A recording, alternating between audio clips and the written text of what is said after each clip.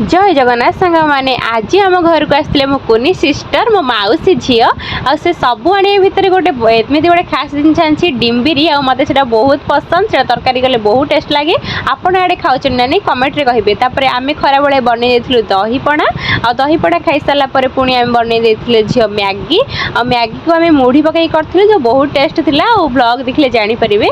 खाई सारी आम पानी ड्रम रे भरदेलु आ झी आम सब बासन फासन मारदेला मत आज पूरा रेस्ट